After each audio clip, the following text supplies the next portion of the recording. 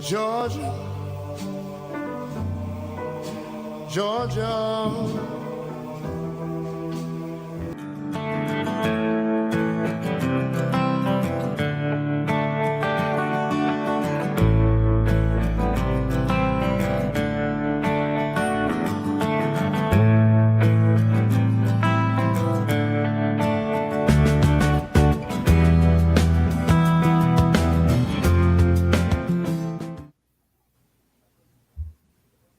Hello, shooters, loaders, and casters. Look at this crew we've got for you guys tonight. I'm talking about this is going to be fun, fun till her daddy takes a T-bird away, right?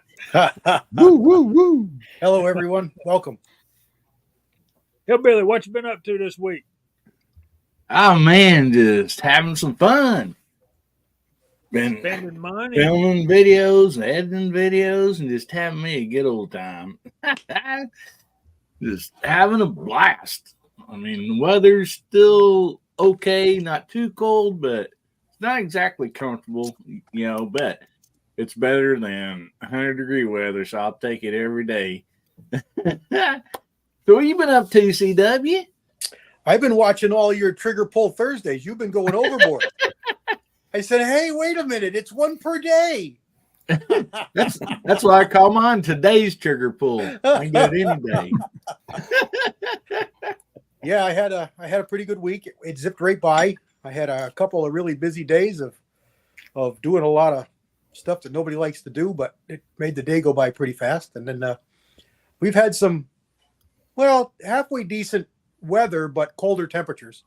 So not a lot of stuff going on outside. I got to deer hunt all day Saturday last week, so that was good.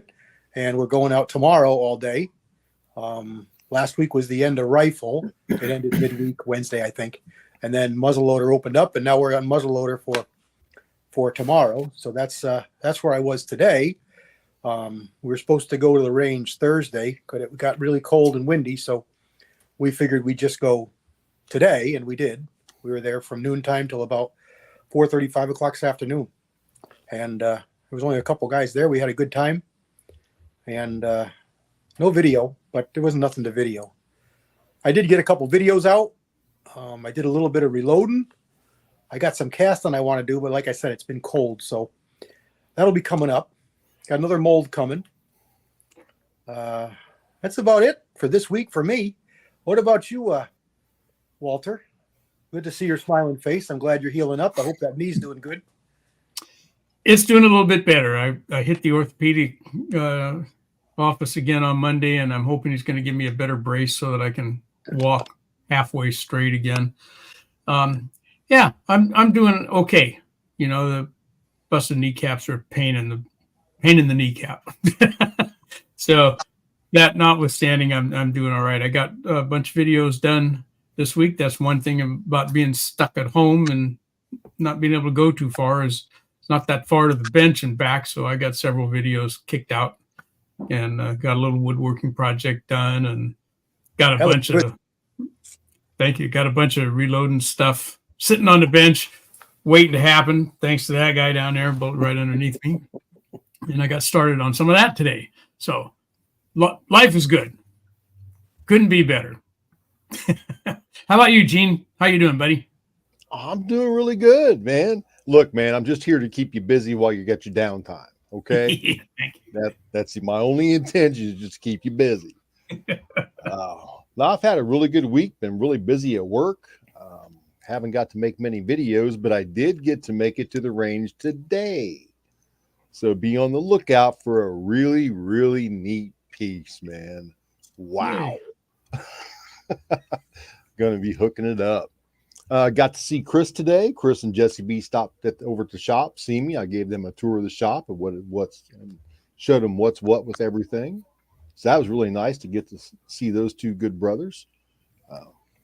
Other than that, man, thanks for having me on here, and we're going to have a fun night. 7:40. Hey, thanks for the invite. Been looking forward to this all day. Yeah, I had an awesome day. Picked Jesse up whenever saw Gene. Got to hang out with Heath, the guy that owns Republic, and I was getting low on a few things, so I spent a lot of money I probably shouldn't have today, but it was well worth it.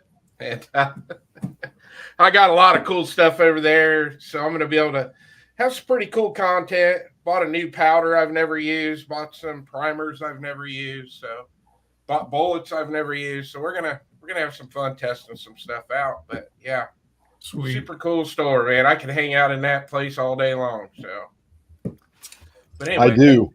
Yeah. Yeah, glad to be here, and we'll turn it over to Mark Thomas. Hey, thanks. So nice to be here. Thanks for having me. Great to see everybody. It has been a busy week. I haven't done anything reloading or other than we did get to make a range trip on Sunday, and that was just me and Seth. I only filmed a very little bit. I wanted to try to get some chrono numbers on that 41 mag ammo, and battery went south on the chrono. So it's just been a busy week, been powering through, looking forward to tonight, looking forward to the rest of the weekend. So let's get this thing started.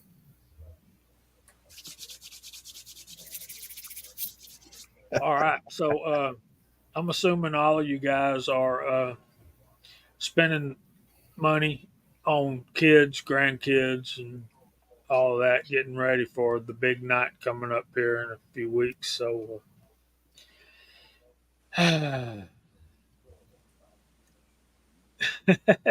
Gene spending his money on Gene. That's always a blessing. But it is more I got that blessed- problem too.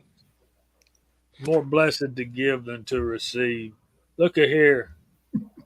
That was my buddy, Senior Master Sergeant Bulldog. We got to Howdy, get him Bulldog. around here. It's been too long. Yeah, he needs a link.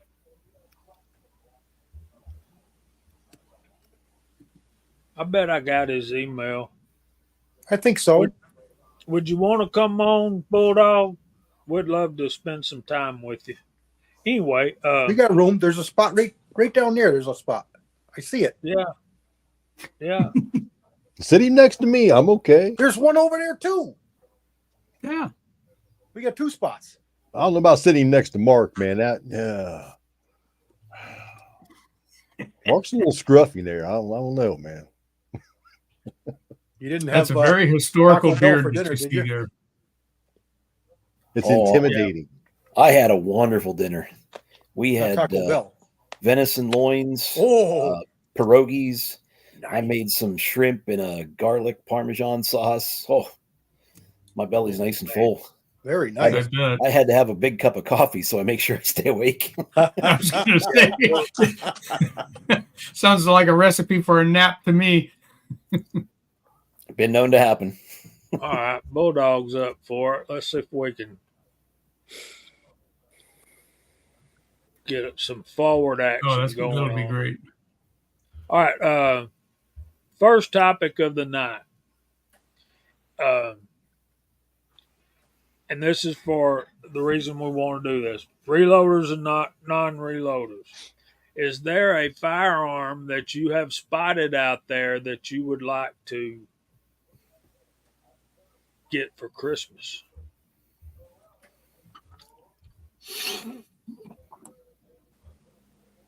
Nah, of course not. And that includes buying it for yourself.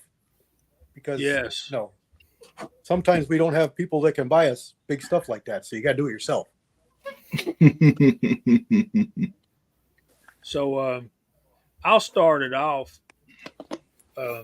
I should probably be a gentleman like Chris always does, and Hillbilly too, and me go last. But I never claimed to be. It's a your gentleman. prerogative. There you go. You're in the big chair over there. So I'll give you something to shoot for. I get bombarded with emails. Scotsman and I are talking about it all the time about how many emails, and most of them are gun stuff. I saw something that I don't really care to have, but I know somebody on this panel that probably would. Bear Creek Arsenal is now making 22 Magnum uppers. Oh man! I know. Wow! I knew I'd get a rise out of somebody. That's a Mhm. near and dear caliber to my heart. How Yeah. can you imagine 22 Magnum in an AR platform? 22 Magnum and 45 Colt are probably the two most owned calibers by me. Oh, look at Edward Petty. That's He's a good got one, Adam. And that's a good deal, Adam. I got one, Ed. But you can't have mine. Julian was just texting me. He found a 57 today. Did he really? That's I don't know if he's dog going to buy it or not, but he found one. He'll buy it. Probably. I already know he's gonna buy it. If he said he saw it, it's probably already in his safe. But I tell you, anybody that don't own a 22 Magnum, try one out because Hey, there's my buddy. I love 22 Magnum. I mean, Mike was just LB Mike was just over here tonight. Just telling him about our chat, and I gave him the link. There he Everybody is. welcome my buddy Mike. all All right, right, welcome in. buddy. Yeah, he saves a friend of yours, but I didn't know if I was trying to figure out how to just copy and paste or type all that out. Yeah, believe it or not, we went to high school together, but never met in high school. Wow. We didn't find out till years later. I'll be darned. And that's something. Just different circles, I guess. We weren't the same year, but we were close. We were in school at the same time. So Edward used to have that 29-2. And Andre D'Angelo wants a Marlin Dark Series in 44 Magnum. There's another wish list one. Mossberg 940 JM Pro. My buddy has one. Nice gun. Yep, I had one. That's a nice shotgun. Yeah. But don't listen to what they say about not cleaning it for so many rounds. Clean it. I think it was what, 500. They said you go 500 rounds without cleaning it. I got just over 400 and that thing started choking like a chicken.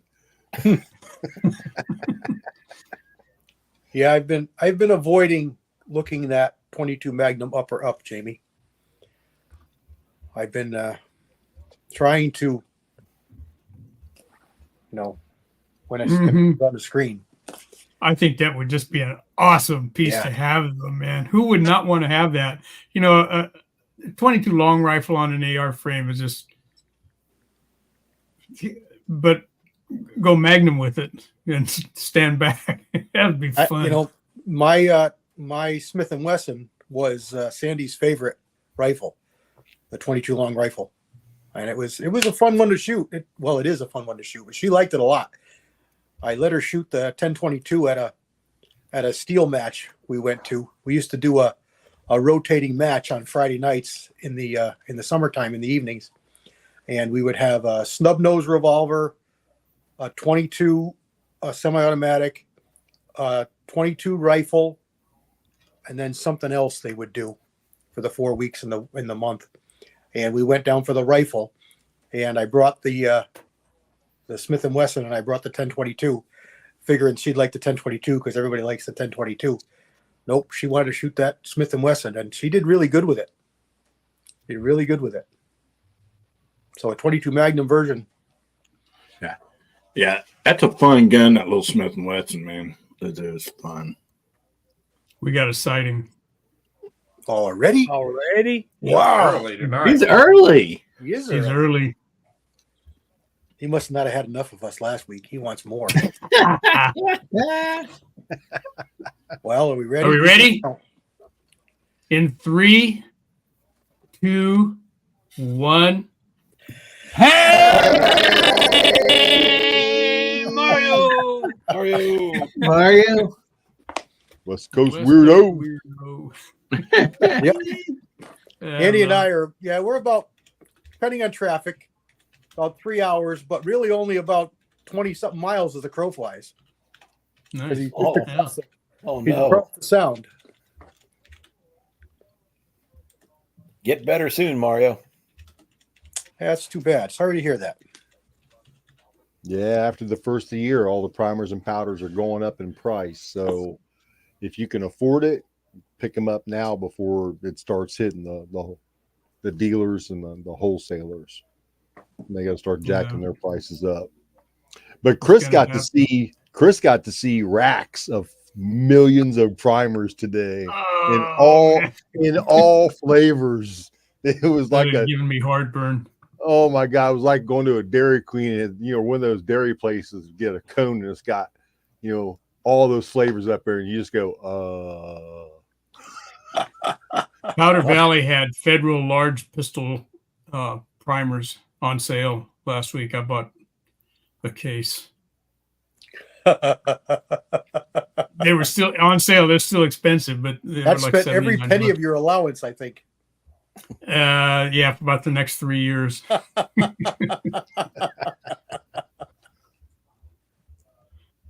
Between that and that 41 mag. You'd have to wash extra dishes and cut the lawn extra good and walk take the in dog. laundry. Yeah. Dog sit. But there's a good question. I'll sell my cane and crutches. Something we don't usually talk about, but maybe it's something that people are liking, and that is air rifles. Anybody into air rifles? It's a PCP. Well, we got 6-shooter Texan was over there. He's about we as do far Air Gun Sunday. Yep. Yeah. Well, we want to do a show about that, and we want to have 6-shooter Texan on with us that night. Heck So, yeah. That's something that needs to happen too. Yep. we've got an air gun rifle store that's just a couple miles outside of my range in this little bitty town. And every time I pass by there, like I gotta stop. I'm gonna have to stop one day and go in and talk to them. Well, I got to admit that I never paid a whole lot of attention to it until I started watching 6-shooter Texans Air Gun Sundays, and every time I watch, I go, "Dang it, man! It looks like a lot of fun, and that you can get into it relatively inexpensively. You can order them online, even here in California." And so I did. Not a rifle, though. I ordered a pistol. Yeah, they are a lot of fun. They really are. There it is. Is that under $200? Oh, it's just okay. It's just a barrel. That was just the barrel, but is there a whole upper? Oh yeah, it was. I thought I saw an upper down there below. Yeah, there's that middle button. Get those uppers. What are we looking at? For price? Yeah, under $300. That's not too bad. You can come up with a lower and a kit. Come with a magazine. Got to have something. Got to have something. Yeah, I wonder if it has the AR style magazines like the Smith & Wesson does. I really like that. Gonna have to explore that a little bit more because that's really attractive. Whose magazine could they be using if it was like an adapter or something? Yeah, I wonder. They would almost have to be making their own. Yeah, I've never seen one out there. I mean, the Glock mags are nice, but to me, they just look silly sticking out of an AR style body. But I mean, it's really nice. Take mags, Glock mags. We don't got to worry about gas systems. We got blowback. 15 They inch. don't have like an entire gun for sale, right? Just no, you go buy your lower and go from there. Okay. Oh, side charging too. Look at that. Yeah. Yeah. I was looking at Bear Creek Arsenal. Jamie, you're a bad man. I seen they had a 20-inch barrel. 20-inch barrel too. I gotta go get a tissue here. I'm drooling. Look at that side charger. Yep. 22 mag ammo has been kind of scarce around my parts here lately, although I'm starting to see more. It's still expensive, but it's there now. Cases of that years ago, so I'm deep in it, so I'm good. Jamie, call your buddy at Smith & Wesson and tell him to make a 22 mag barrel to go on these 22 lowers and stuff. Do they have one of those uppers in 17 HMR too? Because they're selling I mags. think they did. Yeah. They're Yeah, selling mags for both. yeah. Oh, really, man? Because I've got literally a ton of 17 HMR ammo. So the magazines are $24.99 and they are 10 rounders. This is an interesting question from Bama Dad. Maybe some of you guys can help answer. Mostly what I see is around the $15 to $20 mark on hazmat fees. Yeah, it can be as high as $25 is about the highest I've ever seen. And you can, for that one price, you can ship up to 50 pounds in combination with, primers and powders and everything else off that one fee. So it behooves you to get as much as you can absolutely afford at once, or go in with a couple neighbors or something and spread that $20 out. And then there's regular shipping, the freight is on top of that. Yeah, that's what we used to do years ago. We would go to the gun club or the pistol team, for me, a pistol team, and we'd get a bunch of guys together and we would buy a bunch of different powder and group together the hazmat charge and just divide it between, 2, 3, 4, or 5 guys, whoever wanted to do it. And it was great. Everybody saved money and shipping. Yeah. There he is. Yeah. The Bulldog, what's happening? Hey, Bulldog. Hi, Bulldog. Good to see you, Bulldog. Long time no see, man. What you been doing? Oh, staying out of trouble. You're looking good. You're looking good. Thank you. I will testify to this for Bulldog. He has not called me to get him out of jail at all in the last, In the last month, huh? I think he keeps a bail bondsman on retainer. Not really. No, I just try staying out of trouble. He's down in Louisiana, and I'm going to make a trip down there one of these days. One day. Monday. No, I said one day. Oh, one day. I said, I'm supposed to work this Monday. Well, it's good to have you on with us, man. Thank you for having me. Glad to be here in such esteemed company. Wow. Check that out. $150 to ship primers to Alaska. Ouch. Yeah, we get requests all the time for to ship stuff to Alaska like that, and it's like, man, my boss tells them, look, buddy, if you got a friend in the States nearby, you're better off just shipping it to your buddy in the state here that's actually on the land here before you send it out to the hook. Yeah, that's where they get you, Johnny, is that shipping and handling and the hazmat. And I was at the last gun show I was at. There was a guy there, had a booth set up. He was selling Barget for $77 a pound. Man. Selling? Really? Well, it was sitting there. Oh, okay. It was sitting there with a price tag on it. I didn't see anybody buy any. Okay, so guns you wouldn't mind having for Christmas. And Hillbilly dashes out on us. And I've done tempted. Oh no, I was gonna answer guns and water out there. So does anybody remember buying powder by the scoop? They put it in a paper bag, and my grandpa, he had a leather sack that had his powder in it, just in there loose. That's I was gonna answer him, but yeah. Oh man, guns for Christmas. I'm still like wishing and hoping to find a really nice lever action 410. That's something I'd really like to have. No particular reason, just I love lever actions, and I thought, man, that'd be a great little snake gun or whatever, But yeah, I think I've spent my alignment already. So all those Black Friday deals and everything, I ended up buying some stuff. So it would have to be a really, really good deal and something I was really wanting. But now that you pointed out that 22 Magnum, now I'm going to be over there on Bear Creek checking that out.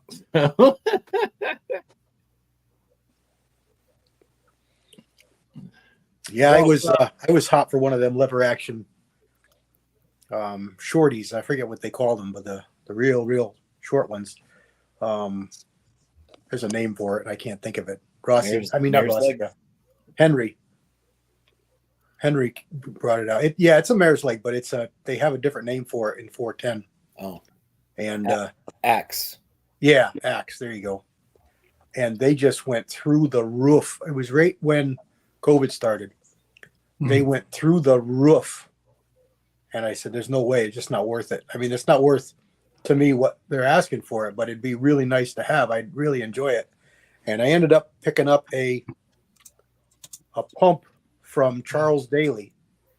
That's pretty neat. It's a lot of fun. It's not a lever, but it's 410, and it's got a spring assisted pump. So when you pull it back to reject, you can literally let it go, and it'll slam forward, feed the next shell. And it's a lot of fun. It's a lot of fun. As far as guns I'd like to see under the tree, I've been eyeballing that Gerson long slide 10 millimeter for too long. I'm going to own one day. That's a sweet gun, buddy. I'm going to own one day. But now Jamie's, dangling a carrot there of a 22 Magnum. And I could order the Bushmaster and have it shipped right here. So that's the great thing about buying uppers. They come straight to your house. Yep. Right. Chris from the 740. What are you asking Santa Claus for? Well, it ain't gonna. I'll have to be Santa Claus and get it myself. But there's really only two that I want right now that I will buy probably before SHOT Show if I can get my hands on them. But I'm kind of waiting for SHOT. I want to see what all new stuff's coming out. But I do want that Rossi 22 mag lever, the black American flag edition. I want to get that.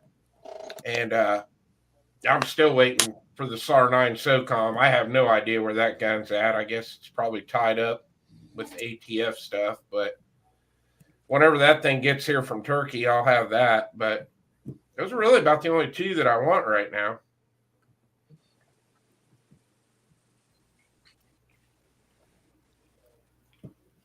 Maybe a 22 mag upper. There you go. There you go. Go along with that Smith & Wesson. Yeah. Yeah. What about you, Gene? What are you seeing out there? There's a few things I like to get. I like to get a Heritage Tactical Cowboy, just because. The new Springfield Echelon I've been looking at for a pistol. I really like that. See them around quite a bit. A lot of reviews on them. Bear Creek Arsenal has side charging 308 uppers for under 300. And I was like, there goes my paycheck this week.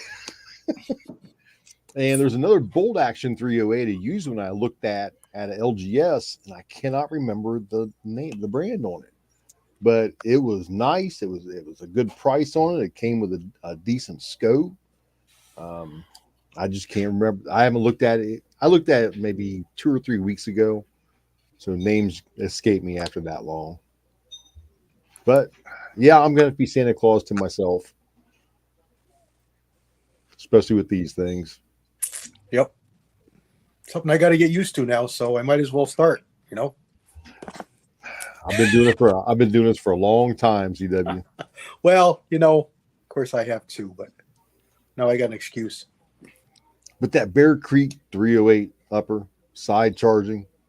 I think my buddy has one. I'm pretty sure he does. I know he's got one AR-10, and I'm almost positive it's from Bear Creek because he bought a couple of them in the last couple years. because they've been good to him. They've been working good. Yeah, I mean, Bear Creek's got good stuff. Just make sure everything's tight on it. Just precautionary. And my 450 is a Bear Creek barrel. My buddy wanted a side charging upper when they were selling them, and COVID came and you couldn't get side charging uppers at all. They were just making complete uppers.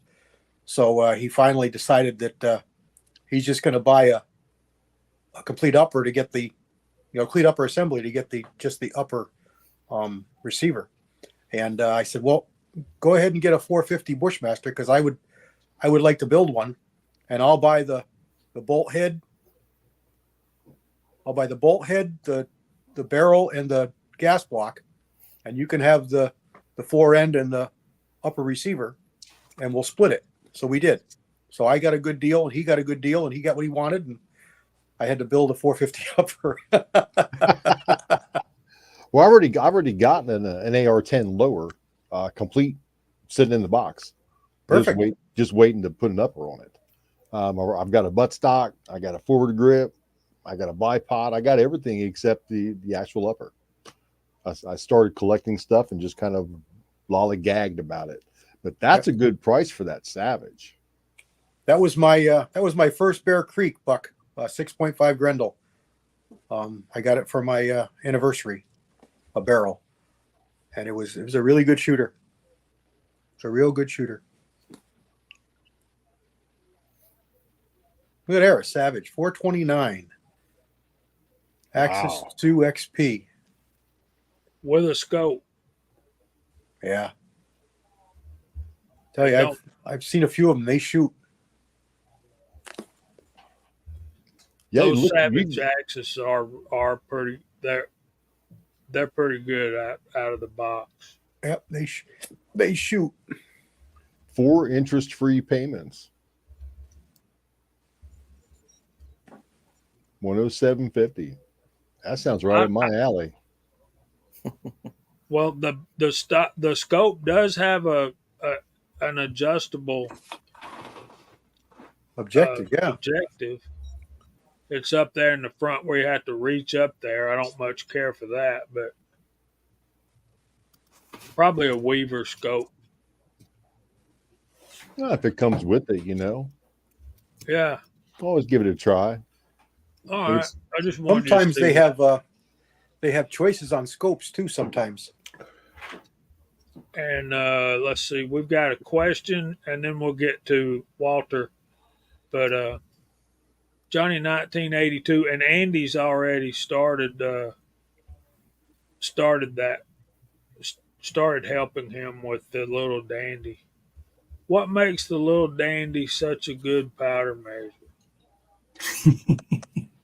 Simple, lightweight, easy to use. You can hold the thing up in one hand and move it along your loading tray instead of moving the loading tray under the powder measure. So there's a couple of nice advantages right there. Doesn't take up much room to store.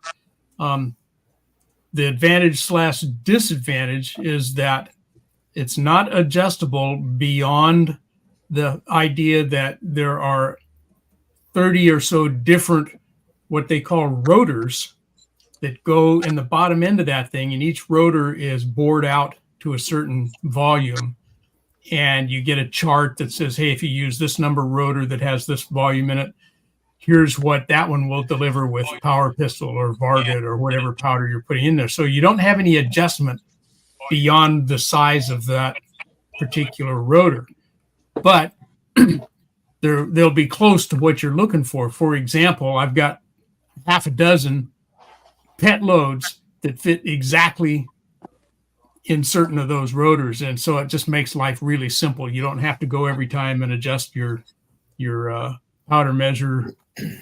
Well, I'm going to say this without Walter. If you load 50 BMG, do you use the Big Dandy or? Yeah. Use a beer can for that. It's a special size. I'm going to say this without the ability to back it up with a name or a location, but those with good Google foo can probably find it. There's a guy out there making an adjustable rotor for the Little Dandy. Oh, really? That I did not know. I want to say it's about $40 or so, which is expensive, but when you think about it, it's adjustable. I mean, you're spending $15 each on the rotors. So you buy a couple of rotors, three rotors, and you've spent that kind of money. And there's, like Walk said, there's 28 sizes. Yeah. So, it's not such a bad deal if you like it. And I do like the little dandy. I do like it a lot, but it's like Walter said, you're limited to what the chart says it'll drop, and it's pretty accurate. It's really pretty accurate. You can fill the cavities to lower the amount to make it less, or you could possibly drill them out to make them a little deeper, or change the shape to get more powder in there. So if you're handy, there is options that you could do, but personally I would look for that adjustable rotor. It's something I've looked at it. When I find it, Walter, I'll send you a link. Okay. I think my buddy knows where to go. Most of our mechanical powder measures are only precise to plus or minus a tenth of a grain anyway. And if you look at the little dandy, it's going to be similar. And from one rotor size to the next is usually only a matter of a couple tenths. Down in the handgun range, they're different when you start getting up into rifle ranges of volume. But for the most part, you're looking through your data manual and say, oh, it wants 5.4 grains of tight group, and you go look at your chart that they give you with the little dandy and say, oh, this rotor will give me 5.3. Go with that. You're probably okay. But and you learn to make your own kind of chart, because whatever that chart says is not going to be what you get when you use it. It'll be close, but that's as good as it'll be. So, sorry, plus or minus a smidge. Yeah. CW, I done had that comment up there. Okay, sorry, I missed it. I was reading. Do you know the guy, Andy? Hillbilly's being funny. So, Walter, Mr. Broke Knee Mountain, what are we doing here? We went around the room, and where did we stop? We stopped with Walter. Time to tell what he wants for Christmas. Yeah. Okay. Well, my mind's changing even as we speak. Once that Bear Creek thing starts showing up, because I got a Smith & Wesson unit and that's all I'm going to say about it, sitting here right now, that I have a 17 HMR system on top of. It's an old one. It's not made anymore, and it kind of works, but it doesn't work very well. But boy, that Bear Creek 17 HMR is calling my name with a 20-inch. Hiya, Rigby girl. Hey, sweetheart. How you doing, honey? Say hello to us. Except for that guy sitting right next to you. Don't say hello to Papa. You know how he is.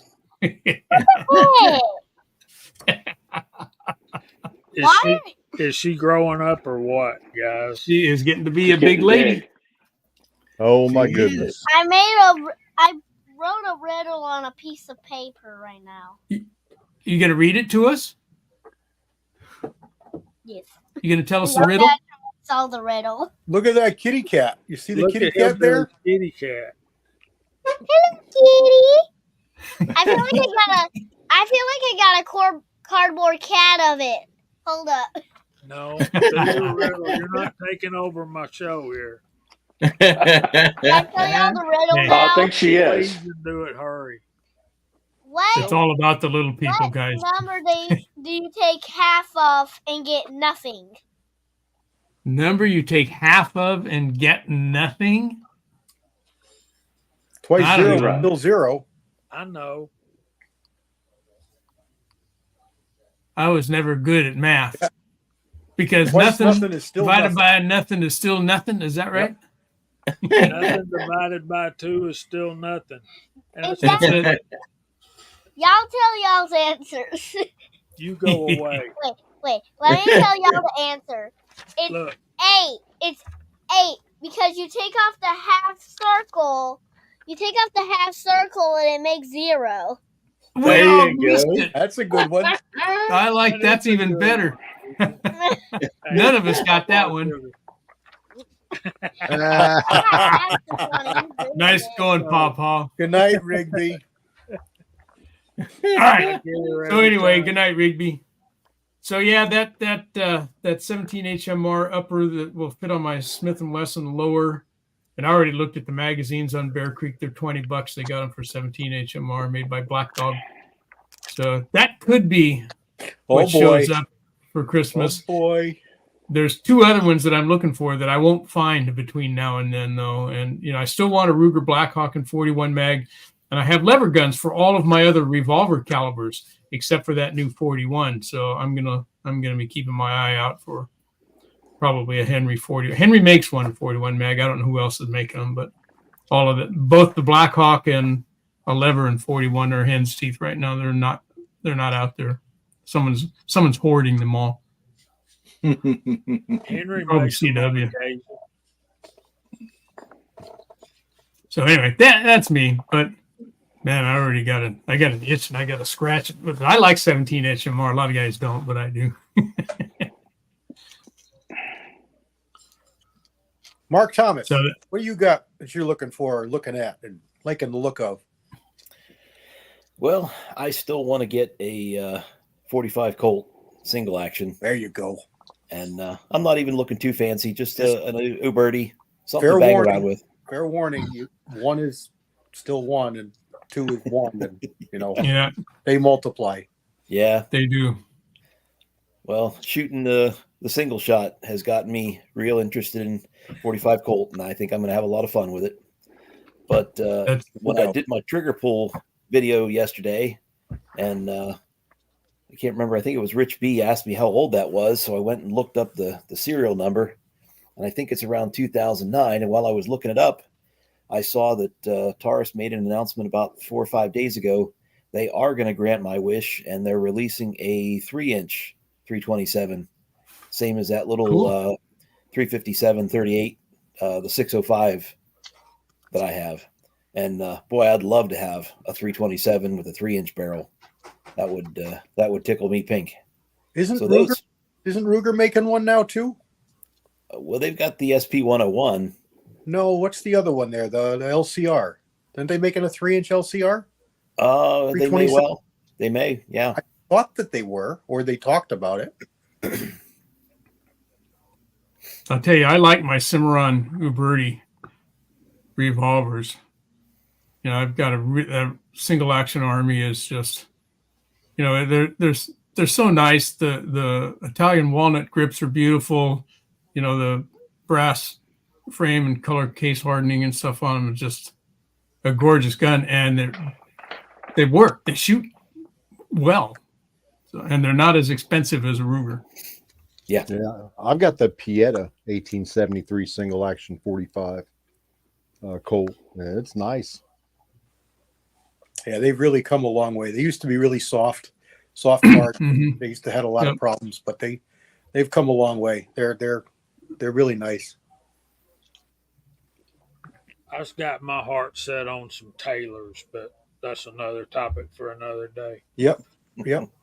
What you got on the wish list, Bulldog? Well, about the only thing I've been thinking about is a 300 Blackout for my Encore. 300 Blackout barrel. They're a lot of fun. It's a really fun caliber.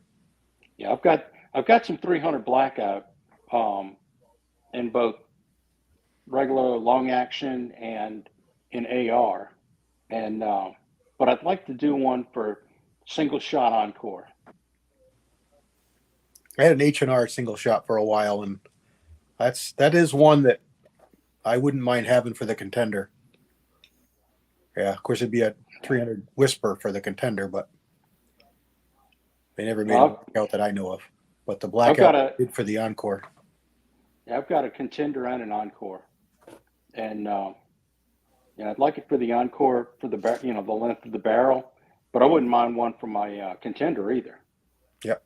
But I do like shooting that 300 Blackout. It's a sweet caliber, especially when you suppress it. Thank you, sir. Yeah, that 327 is interesting. That gun you showed CW on the trigger pull thing, that's just beautiful. Yeah, it's really nice. Nice carry. It's nice handling. It shoots pretty good. It's not as accurate as my 5.5, but it's pretty good. It's pretty good. Got a purdy sister too. Yep, got a pretty sister too. I bought a brace of them. I got consecutive serial numbered 2 of those. Wow. I knew a guy. That's a shame, Walks. But Bulldog, there's a company that still has, they make barrels for the contenders and encores. Yeah, I've seen them. I've been reticent to pay the prices that they're asking for them because they're not cheap.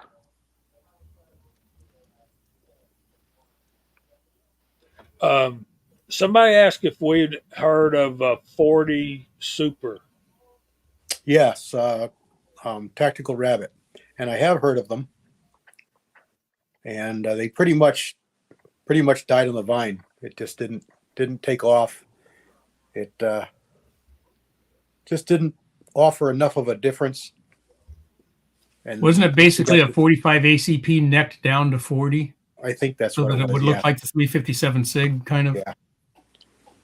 Yeah. And then there was the 37 version with the 45 case, and there's a couple of people did that. Oh, there we go. Andy just sent me a link for the rotor.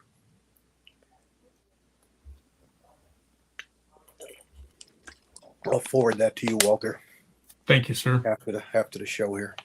Great. Yeah, that's what he said. Based on 45 ACP neck down to 40. Yeah, the 357 is, I think, a 44. What is it? Bain and Davis, 44 mag neck down to 357. That's an interesting one too. That really intrigued me. Maximum ballistics, almost 350 Legend ballistics.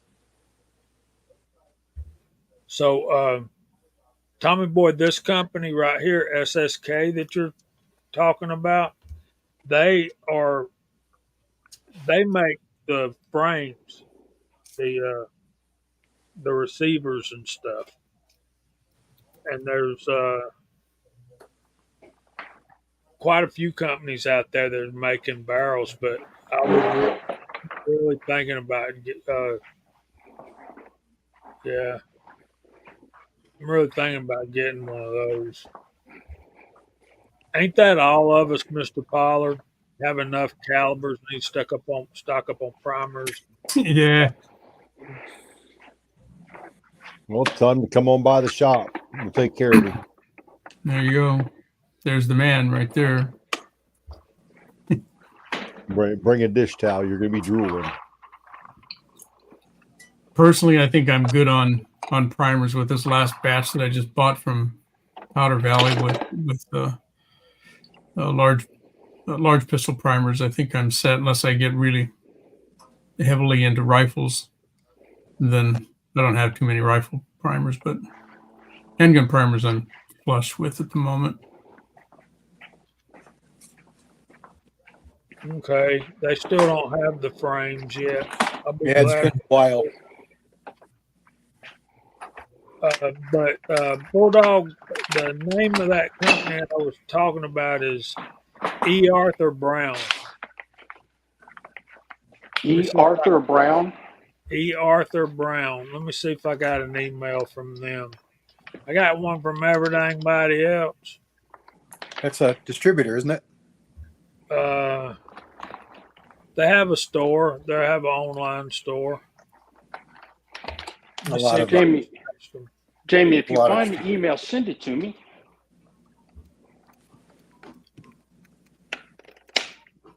EABCO. Let me. Do you know where SSK is located? They might have been in Ohio. They're down the road from where I live. Yeah, I thought they were in Ohio. Well, go up there and tell them we're ready to buy some Yeah, knock on the door. contender from Pro Hunter Encore. Look we've got a sighting in the side chat over here. Who's this guy? Kyle Lusk? Who's that guy? Kyle Lust. What's his name? Who is that? Who is that masked man? Where you been, I man? never heard of Hey, I Kyle. I wish you could join us. Lehigh Defense bought SSK Industries in 2019. Really? Oh, Yeah, yeah. I didn't know that. I didn't know that either. that's who owns SSK. I'm looking it up right now.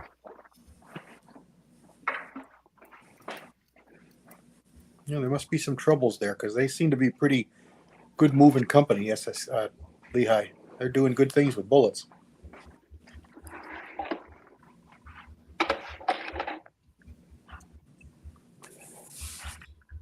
E. Arthur Brown is over by Tactical Rabbit.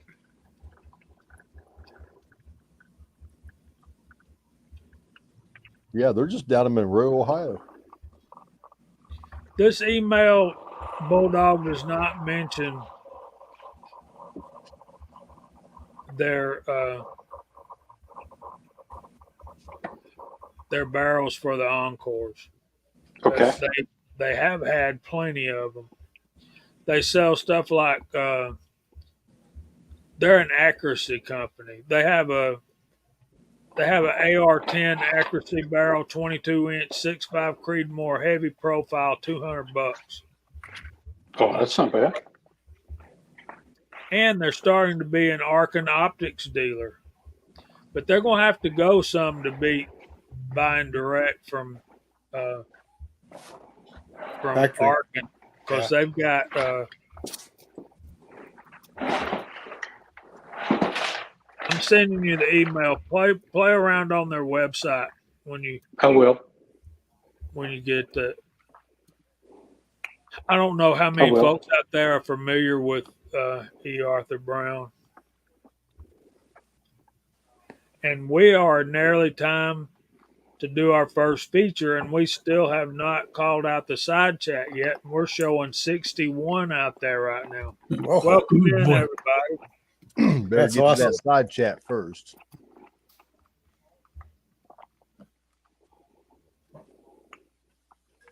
All right, so let's do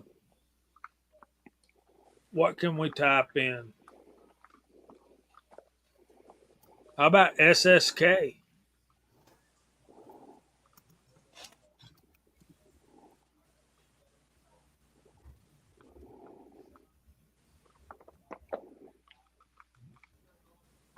And it went by me. And they're off. All right. Let's see if I can do this. All right, Walter is first as always, followed closely behind by CW Longshot. Chris from the 740 is in third, and Senior Master Sergeant Bulldog. Then we got Michael Dunn on the outside, Duffer 426, Andy 79Z28, Papa's Place, Kyle Lusk, Hillbilly Up, Bobby Barlow, Adam Winchell, Corners and Doors. Georgia Trapping and Fishing, the Trapper is out there. Edward Petty, Johnny 1892, Kyle, Tommy Boy, Rich B, Dale Poe, the Scottish American, Walks Fletcher, Boomsticks Revenge, Rollis Carvelis, blah, blah, blah, blah, blah, blah, blah. Tactical Rabbit 308, MacMan 039 Reloading, Harm, Dwayne 7834, Boomstick Revenge, Guns and Water 67, Rebel SST AMC, Andre D'Angelo, Hobbies Hobo, and I've lost the page again. Okay, CW Longshot again. Mr. Pollard, James Pollard is out there. Duffer 426, M. Gabriel, Andy 79Z28, Papa's Place, Mr. Bob's out there.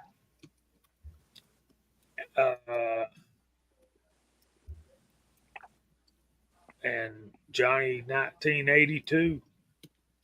So there you go. I want to thank each and every single one of y'all, all 61 of you, for coming in and joining your night with us tonight. I just threw a Anybody else? comment out there that's it's kind of the same big crowd every Friday night, and that's a level of commitment that you don't see everywhere. You know, when I was school teaching, I wish I had that kind of return attendance in my classes.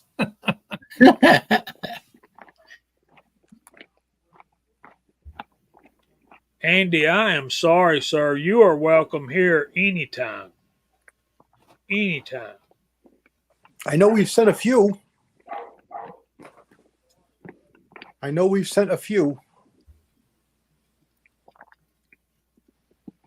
And there's Mrs. Hotshot.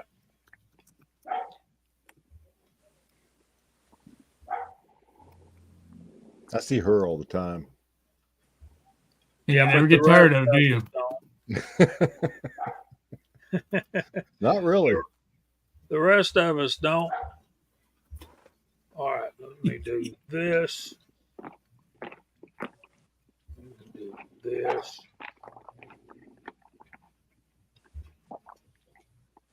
Okay.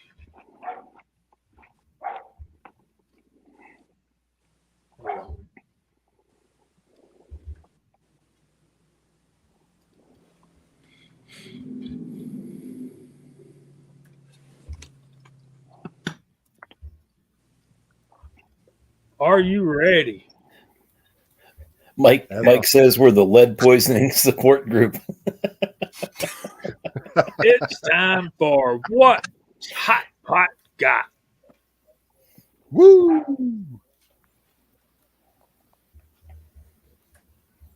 And I need to do this. I need to do this.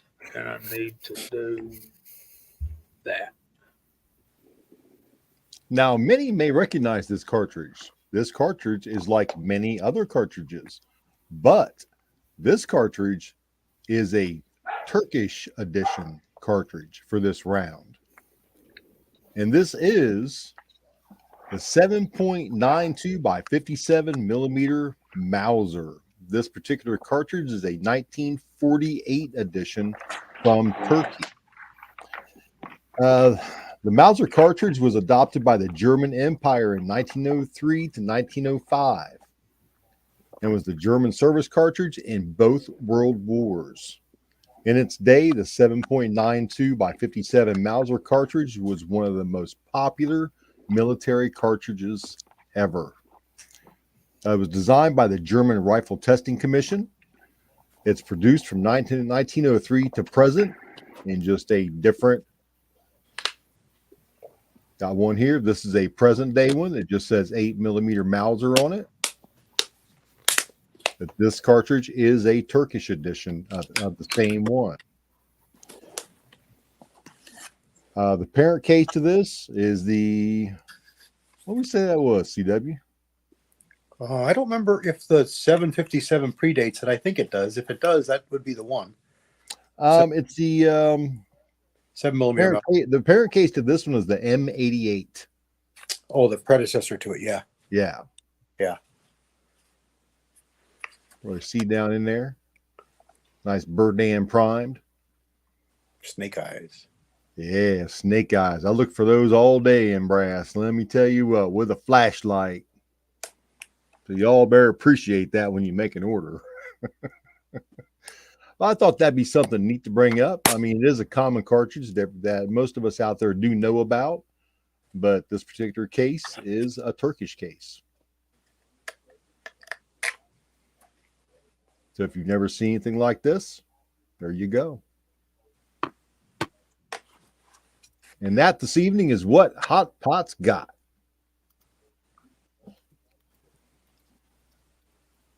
Okay. CW and I got to add a couple of things. The J was 0.318. The JS is 0.323. And about that same time, the American uh, munitions board was trying to come up with something, and yeah, we kind of got in trouble. The 1903 Springfield is very similar, and we wound up having to pay the German government. Um, I find that comment right there very 3,000 feet per second. And we're not talking about 150 grain projectile either. I think those were what 192. I think 196 was one of them, but they had a number of bullet weights. Depends on a number of factors. I don't know what the Turkish was. I seen somewhere around it was a 170 and change is what I think I There was a number of different bullet weights. Yeah. I just thought this was neat because it was actually a Turkish manufactured 8mm Mauser round. I've got a few cartons of that. I don't know what dates mine are. I mean, I see the 8mm Mauser, the standard. This is PPU here. Mhm. I see that every day. But seeing this stuff come across, this is a rare. I just don't see this stuff very often at all. I've only seen a few pieces of it, so I grabbed it.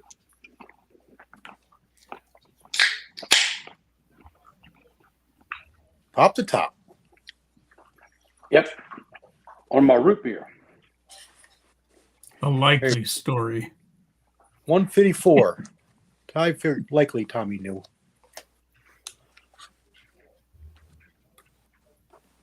Barks, no There we go. less. Yes. I'm a dad's guy myself for root beer. Well, I quit drinking in 81, so this is my beer. It'll do. good stuff.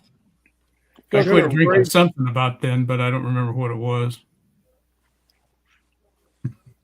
Barks has bite. It used to be its Yeah, it's logo or motto or whatever. Yeah. right. Now, this chart I'm seeing here shows a 181 grain, 187 grain, 196, 198, and all the way down to a 139 with a green tip. Dang. The test barrel length on them was 23.62 inches.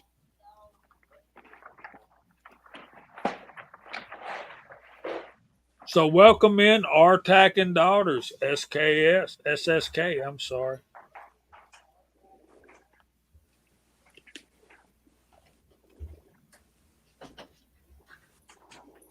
So I think those green tips, are they armor piercing? Probably. Probably so, and they've got a 3,000 feet per second. Yeah. All the other ones are running 2,700, but that 139 grain's got a 3,000. That's hauling. And I mean, you're gonna maintain that with that length of a barrel. And there's Defense Dad. Also, welcome in, buddy. Yeah, we got GGW Outdoors just popped in too. Hey, GGW Joe. joined us. Hey, man. And Good evening, Dad. Tommy I got- boy, the silver and copper bullets were how they had light ball and heavy ball. Yeah, I got some green tip 22 long rifle. They're armor sandwich meat piercing. Sandwich. Yeah. Go through a piece of bologna like nobody's business. You bet you, buddy. Y'all see how many packs of bologna it'd take to stop a 22 hillbilly. We'll send that over to 22 Plinkster and see what he can do with it. Yeah. Probably about a 5-pound round log. Yeah.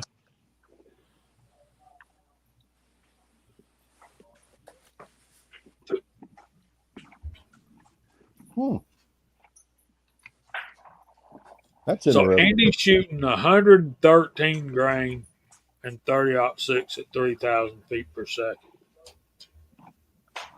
That's scooting. Yeah. That's moving.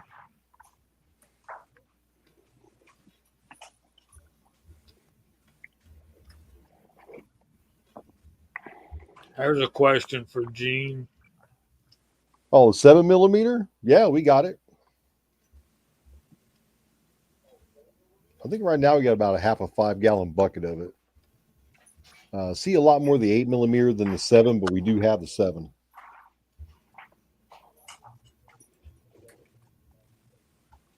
Andy, zinc is fast and speed kills, brother. Speed kills. Yeah. You ask any baseball player, speed kills. Man, those Andy bullets is like having a 7-speed manual in your car instead of a 6. Yeah.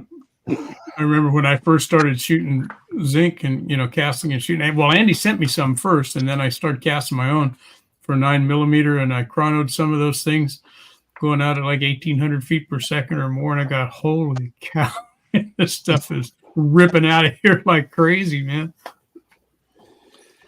Yeah, That half bucket of 500 Smith & Wesson Magnum brass today was, I'm like, I wonder how much money's laying in that bucket right now. Boy, oh boy. Between that and the 460, Yeah. a lot. Yeah, 460 you don't find that much, and it's expensive when you do. And that Yeah, 338. I think you're supposed to Lapua. send all your zinc over to Hasbro. Yeah, he needs you need more. to send all your zinc to Andy. I'm going to be sending a bunch of it to Andy. I'm sorting through wheel weights right now, and I'll have a bunch of it to send to you.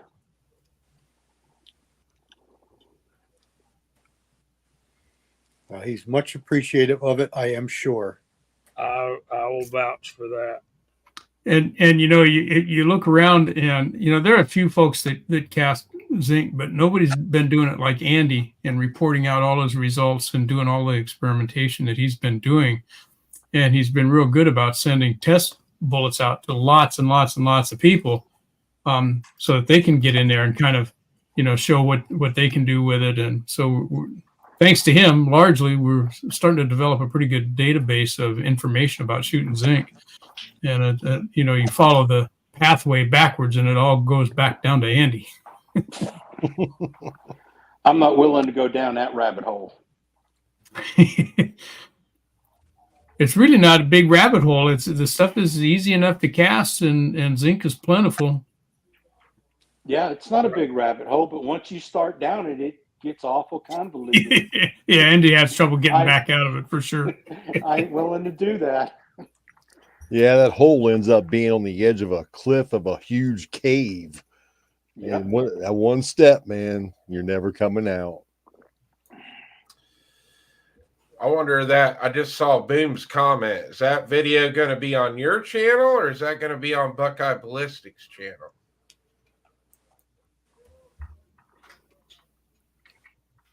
I think that's interesting. Yeah. Okay, second topic.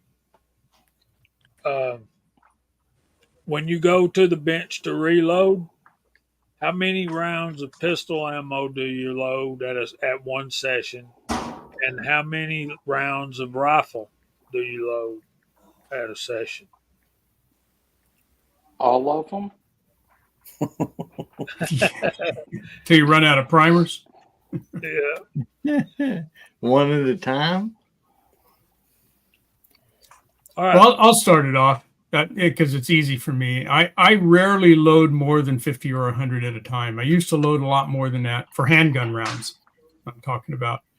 I've got a couple of pet loads that I'll do 500 at a time. Like that, there's a cast bullet for 9mm that I like a lot, and I might sit down and load 500 of those. But that doesn't even happen very often.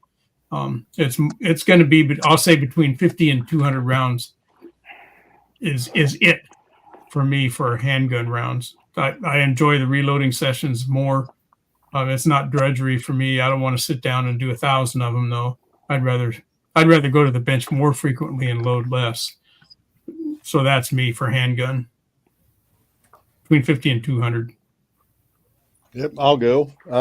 For handgun, if I'm loading like my 9mm, 40, 10mm, no less than 500. I like to do 1,000, but it's like I can't stand a partial box of primers.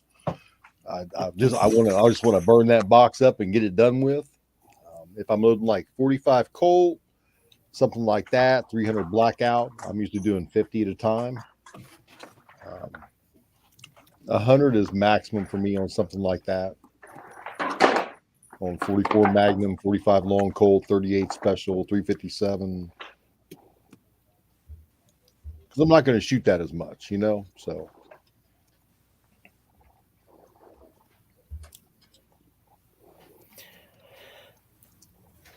what about you, Chris? You guys are going at it. Mine varies. It really depends on the mood I'm in. Sometimes if I got a load of laundry to do, I'll get down and start the washing machine up, and I can load a couple hundred rounds of 9mm on the progressive while I'm waiting on the washing machine to get done. Most of the time when I'm watching everybody on the panel and everybody out in the side chats videos, I'm in the reload room. I kick YouTube on the TV and I just start reloading. Sometimes with 9, I'll sit down there and maybe only do 100, and sometimes I'll do 1,000. It just depends on,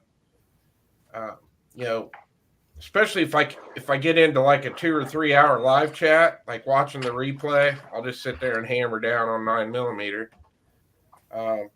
But like if I'm on my turret press and I'm loading 223 or 300 blackout, a couple hundred rounds is about max for me, and I'm done. Like, call it a day, go back down the next day. But as long as I'm entertained, I can keep cranking out the 9mm because it's just robotic. It's just like sit here and go and go and go. So it just depends for me. But because I got to multitask everything. I can't just do one thing at one time. I always got to be doing multiple things. So for me, it's going to be about 50 pistol, depending on, just because it's going to fill the tray and then it's going to fill the box, and probably about 20 rifle for the same reason. Most of the rifle cases I have will hold 20. So I'm going to load those up and take them to the range and test them out. That's kind of my numbers. Keep them low. If I find something I really like, then I might load up quite a few more. But I'm still just testing and playing and learning.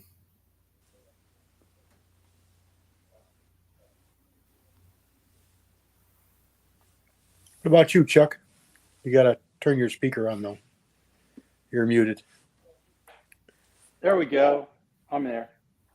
I haven't been loading that much pistol and rifle lately. I've been loading more shotgun. And so it kind of depends on what I need for who's coming over and what I've already got on the shelf. Yeah, that's that's pretty much the same for me. Generally, it's a box. So 20 rounds of rifle or 50 rounds of pistol. But like I said, it depends. So if I've got a proven load and I want to stock up, the sky's the limit. I mean, I could switch over the Dillon to it if it's a smaller caliber that I'll load in the Dillon, and I could fill a 50 caliber ammo can. If it's something like I'm accuracy proving or trying to find an accuracy load, it's generally 20 or 30, 5 rounds at a time, 5 rounds per load in ladders.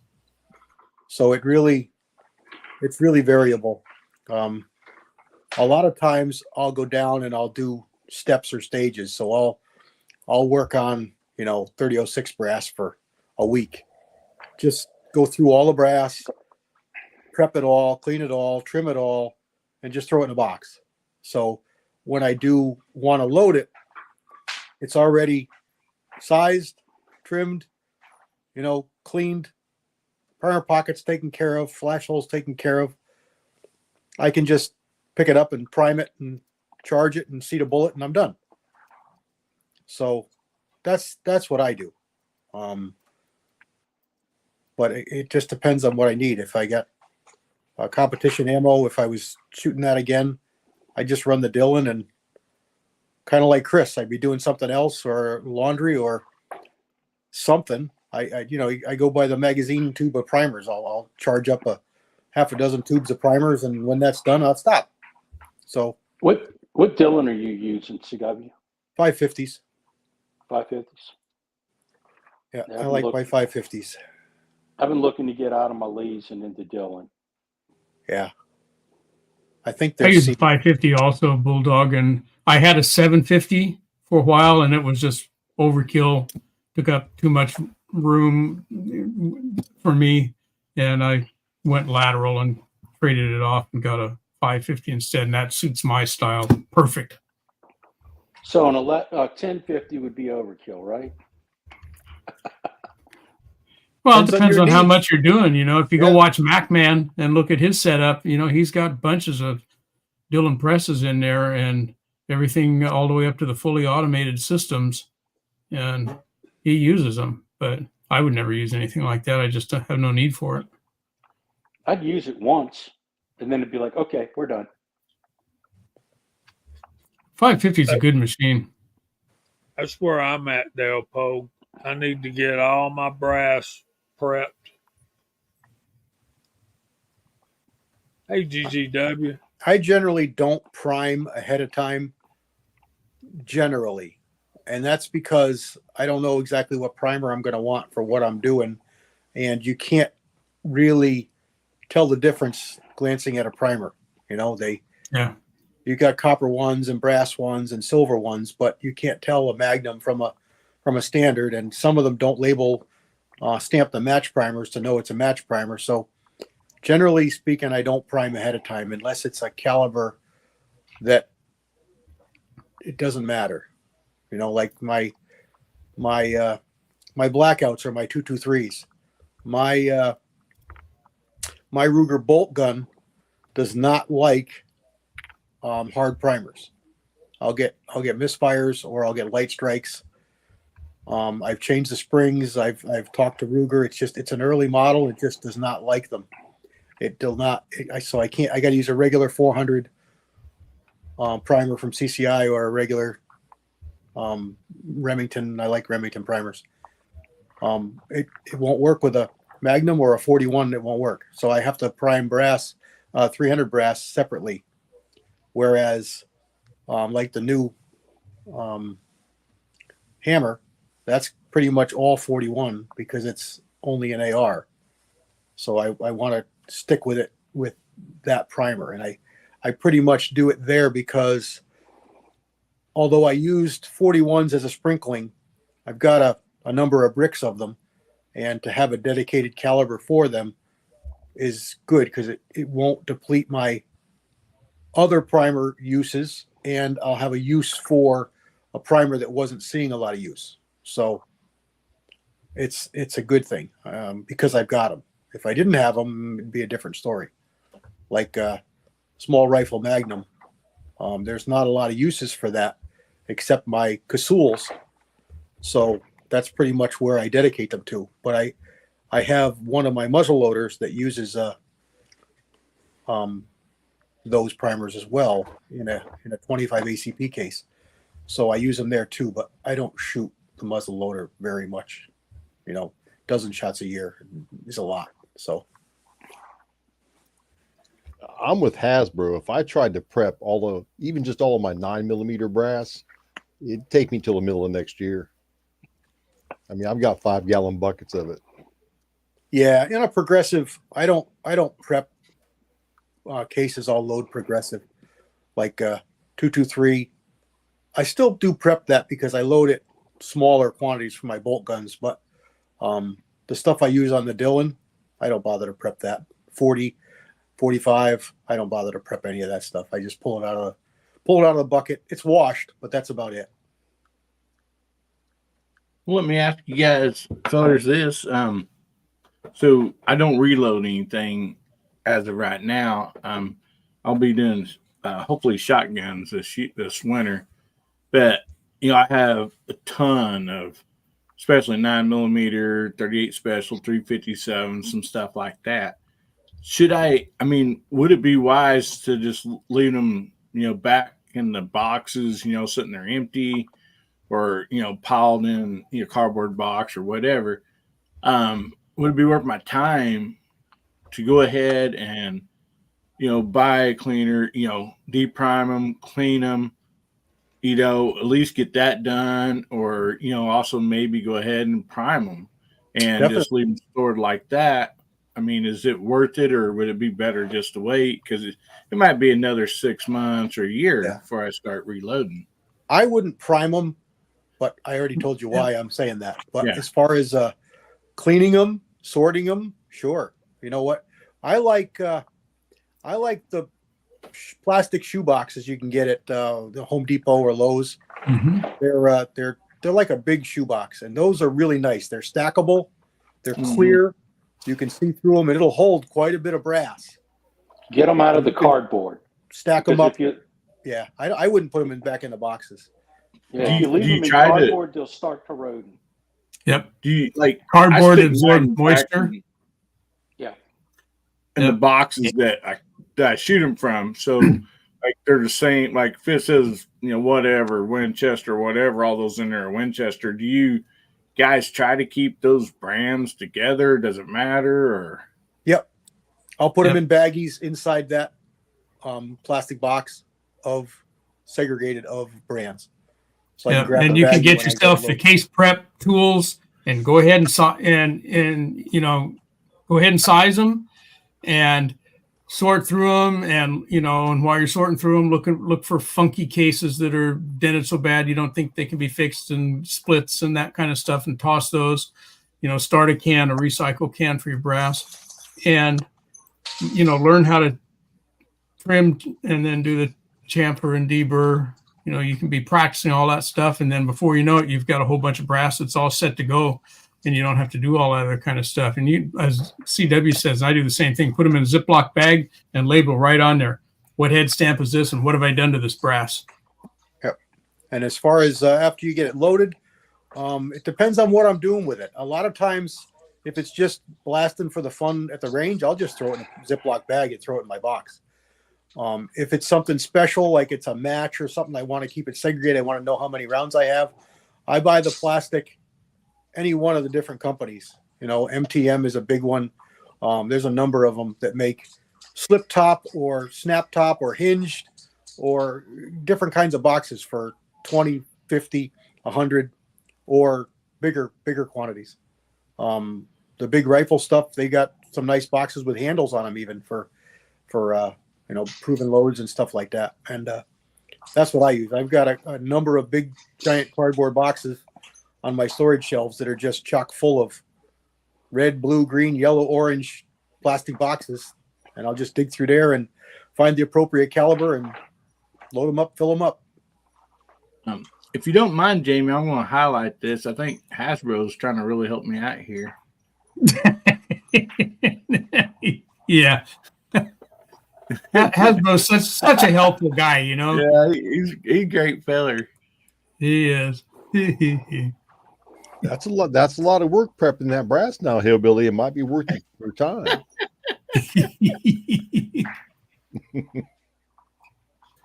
Now, Hillbilly, were you asking about the brand of the brass, sorting, keeping? I probably wouldn't do that with 9mm. Okay. Like your 9mm, just throw it all in one bin. I mean, okay. Maybe I'm different than everybody else on the panel, but I agree with that on blasting ammo. Yeah. Yeah, 9, 40, 45. There's no point in separating it. Just shooting fun ammo, you're dropping cast bullets in it or plated bullets or something. Yeah, you don't really need to segregate that. Well, I'll probably be shooting these at my match grade competition high point. So yeah. You want some more for that. Oh, you want the best you need the best ammo you can produce for that girl. That's it. You got to make sure that none of your head stamps are, Winchesters or Spears or anything bad like that. Yeah, right. All the well, there is one when it comes to revolver brass. Hornady brass is notoriously shorter than other manufacturers, and there is a reason for that. And why we pay attention to that is that when it comes time to load a revolver round, those bullets have either a cannelure or a crimp groove, and if your case is way shorter, it may miss that cannelure or crimp groove, where all your other cases are fitting it just fine. That one might miss it.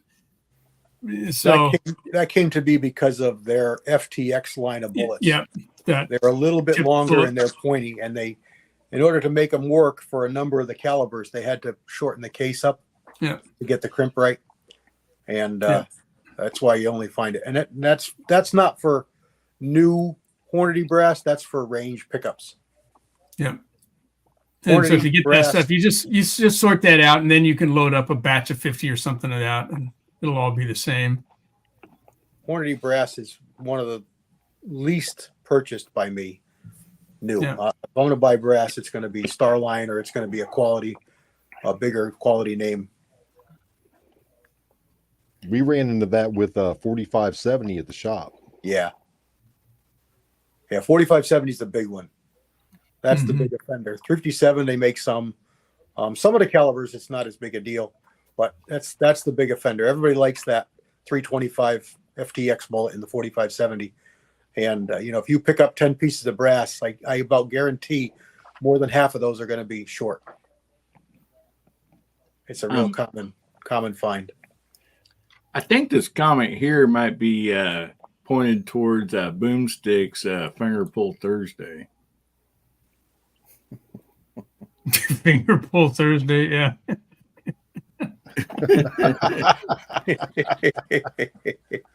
All I'll say to that is you just can't chew corn up good enough. Oh man. Hillbilly, something you might watch out for on some of that, like 9mm and some of the 223 ammo. They have a crimp on the primer, and it makes them very difficult to reload. The primers don't go in very smoothly. Now it can be fixed. You can swage those back open, or you can use a tool to take a little bit of material off to open them back up. But as CW will teach you, once you take it away, it's gone. But if you move it, you can still put it back. Yeah. Winchester white box is terrible. That's the one I've had the most trouble with. If you That'll shoot give some of you a that, good reason to buy a case prep center, Hillbilly. oh yeah, You yeah. have all the fun with that. You can do all kinds of stuff with that case prep center.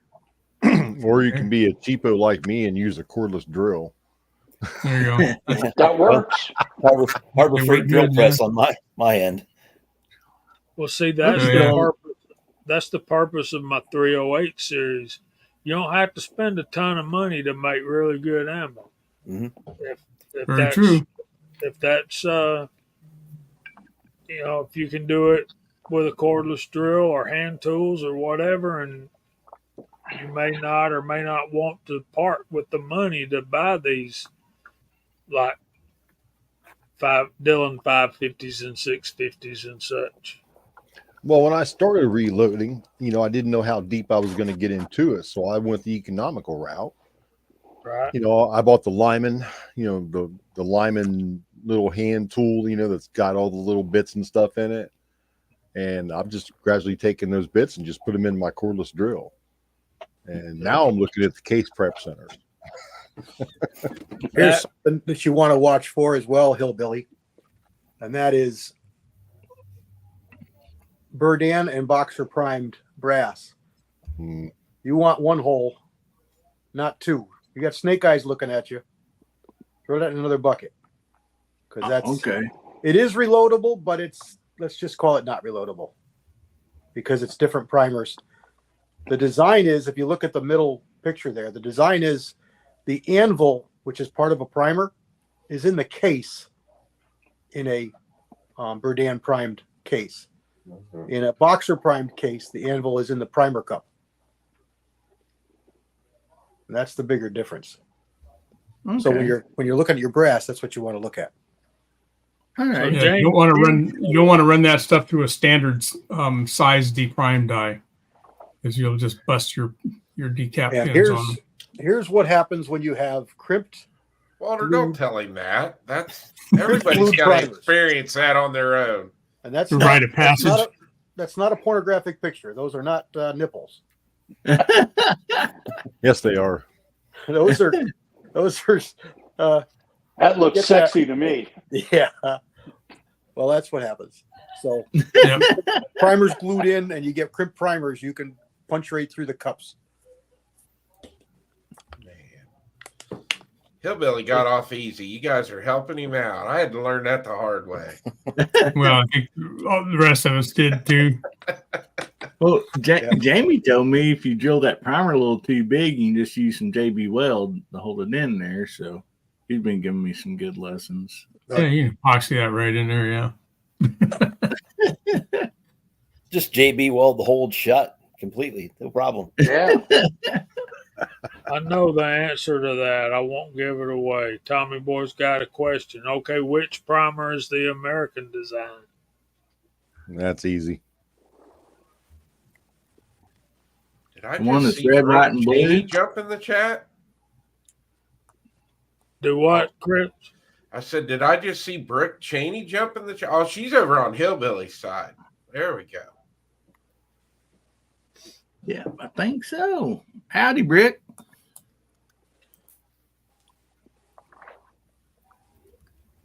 Yeah, I've seen American primers with red, white, and blue ones.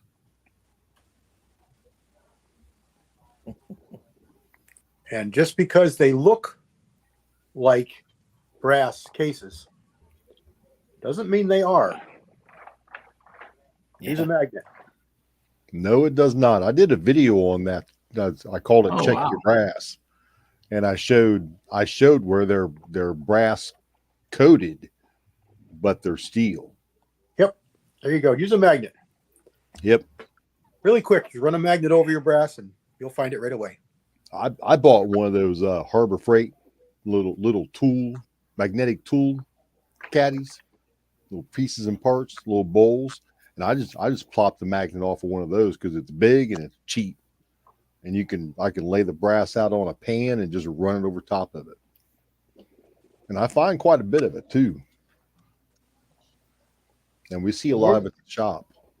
We're glad you're here, Brooke. You're just in time for the verse of the week. Actually, the verse of the week is late tonight. But it's been a great chat so far and a lot of good conversation, good topics. So, see if we can get this here. So, if y'all remember last week, we started with the Beatitudes and we're working on through Matthew chapter 5. And last week was verses 14 and 15. And who remembers what those verses were about?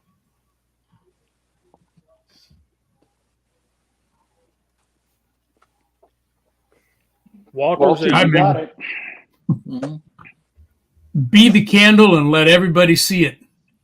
See the light. Be the light, and don't be afraid to let it shine. Let everybody see how you walk. well, see, the reason he knows that, y'all, is he read ahead. Yeah, I read ahead about 50 years ago. Yeah, which is our verse tonight. Let your light so shine before men that they may see your good works and glorify your Father which is in heaven. So basically, this verse is explaining it's just explaining the metaphor in verses 14 and 15 that we had last week. I probably should have included this verse in last week as well. So we want to do good works. We want people to see those good works and in turn give glory to the one who deserves it. And that would be Amen. our Father in heaven. Amen to that. This series of verses 14, 15, and 16 reminds me of Ephesians chapter, not Ephesians, yes, no. I can't remember. I think it's not Ephesians. Maybe it is chapter 2, verses 8 through 10. Boy, I don't know that one. For it is through grace that you have been saved. But through it is by grace you have been saved through faith, not of yourself, so that no man should boast. Yeah. And verse 10, which everybody stops after verse 9. I'm going to have to look that up, aren't I? Verse 10 says that you are God's workmanship, and He has preordained. That's a bad word to say in Baptist circles. Uh, he has arranged for you in beforehand. So basically, He saves us through grace, and it's not nothing that we did of our own. We did nothing for our salvation. He saved us, and He saved us to do these good works, so that we can let our light shine before men, that they may see our good works and glorify your Father which is in heaven. There's two things I've learned in my life. Number one is God will not share His glory with anybody, and He will not be mocked. So Brooks got a verse. He who descended is the same as He who ascended high above all heavens, that is, His presence might fill all things. Amen.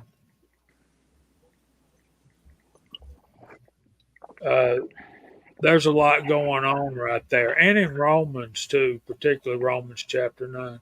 Good night, Andy, if you're not gone already. Thanks for being here. Good night, Andy. Night, Andy. See you, Andy. Thank you for that email, buddy.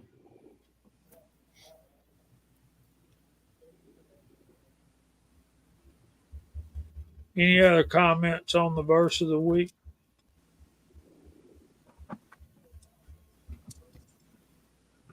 Not for me tonight. I think you guys already know that this is the Beatitudes are one of my favorite parts, in the New Testament anyway. I've always kind of been drawn to them for some reason or the other. But I think they're important. So I'm glad that we went through that section. Yeah, I mean, I think a lot of that you can't take credit for anything like that. That good Lord, you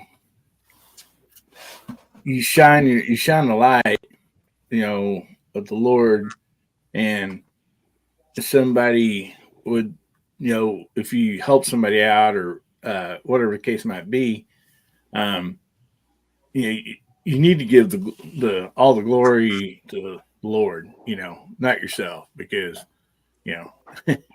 it's not, you can't be responsible, or you can't do those blessings. Only the Lord can. Yeah, because we're just, as humans, we're just not capable. You don't even think about it in your own flesh. No. Yeah. You don't do it because you want gratitude. You do it because it's the right thing to do. Absolutely. And it's not something you necessarily go out and seek to earn. Like, you don't go say, I need more money, so I'm going to go get a job. I need to be saved, so therefore I'm going to go do this, that, or the other thing. That's not quite how it works. It's not the same. Right. It's not the same. Not a checklist. Yep. Well, I don't know, Jamie. I kind of feel like I want to say this. Somebody's out there and they might be having a rough time, and they just think that they're just really no good for anybody and stuff. I gotta tell you, and I believe this is all my heart. We're all made by the Lord, and I will tell you one thing: the Lord don't make junk. He just does not make junk. So you're made by the Lord, and so therefore you're not junk. You're worth it. So Your worth is no less or more than the other person next to you. mm-hmm. We are all equals.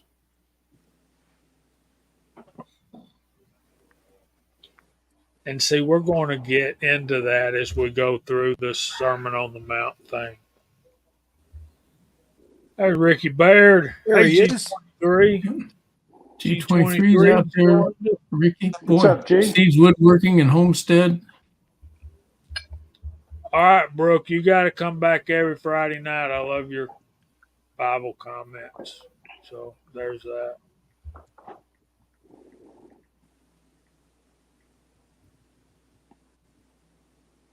And I probably shouldn't say this. Probably should wait for the verse to come up. But there's a section in the sermon where he says, "You worry about what you should eat, where you should stay. Does not God provide for the birds, the sparrows? They want for nothing, and they're not one of them falls that He doesn't take notice. How much more value are you than the sparrows?" And it also says that if you do this for the least of these, you have done it unto me. And he's talking about giving a cool cup of water to somebody that's hot and thirsty.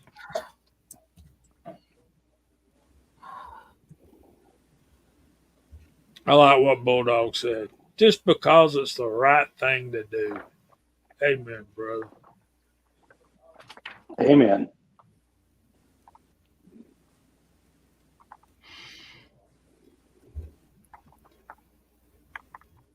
They're still on the primers.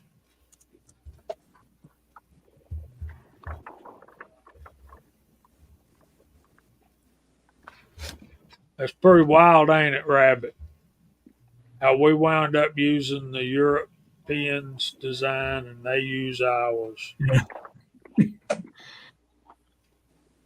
Well, the grass is always greener on the other side of the fence. You can ask any cow. Yeah. Well, you know, the Brits took our primers. We took our freedom from them. Mac Good Man even loves trade. that comment. Good trade. Good trade. Hey, Chad Kelly.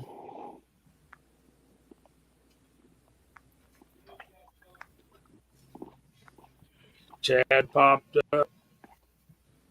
Mr. Pugh. I gotta say, I like Chad Kelly's channel. I don't know why particularly. He's got way more cool stuff than I'll ever have. But he's out there chugging at it. Boy, he's doing better and better and better in his contests and stuff all the time. He's sure having a good fun. time. Yeah, Yeah. he's having fun. I like the video he just put out with that cartridge holder. And then that fold that book style one. Yeah. That was nice, man. I really liked Did you catch the part about why he got that?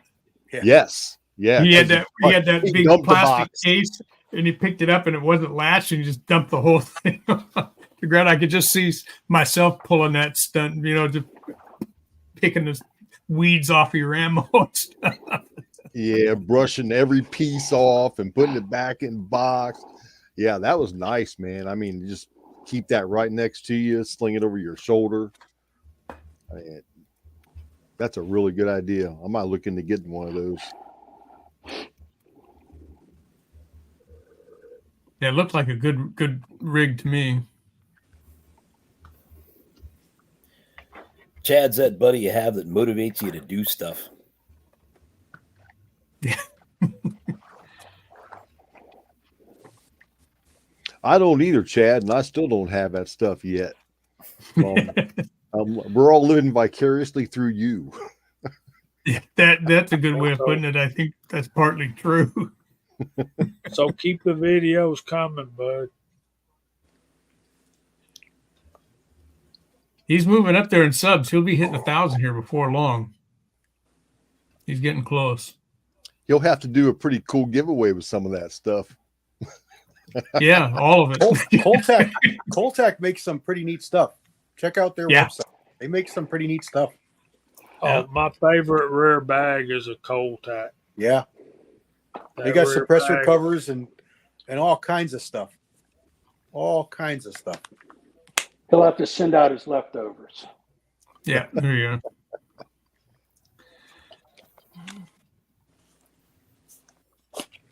Coltac was at one of the IV 88, 88 shoots I went to. They have lots of neat stuff. There's another company that, Chris, isn't there a company that sponsors you that does like rear bags and gun rests and stuff like that? Or do they just do the bags? Savior? I don't have any like shooting rest or bag sponsors. Is that You got a Savior? Target sponsor. Yeah. That's probably what you're thinking of, Jamie. Oh yeah, Alan does have bags. I just don't. Yeah, I was going to say, I thought I seen it on your video. Said something bags or whatever. Yeah, No, you're talking about Savior Equipment. Yeah. maybe. Yeah, the range bags. But I don't have anybody. Well, I mean, I guess I probably could get them through Alan, the shooting bags, but I'm hooked on that turret rest now. That's all I need.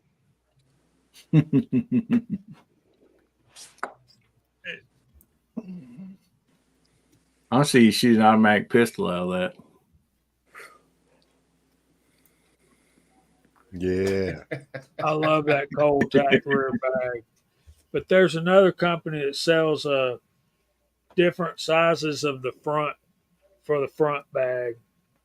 Anyway, we got to start rounding up and getting our stuff out of the way. So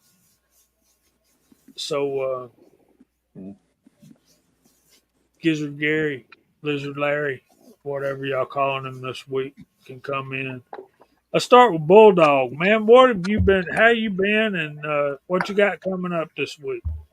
I've been staying out of trouble, as I usually say.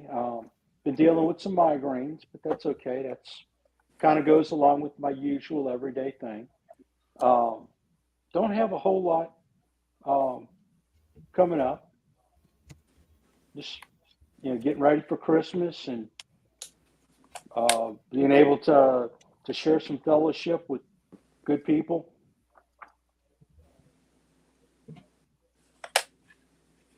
Love you, brother. Thanks for being here.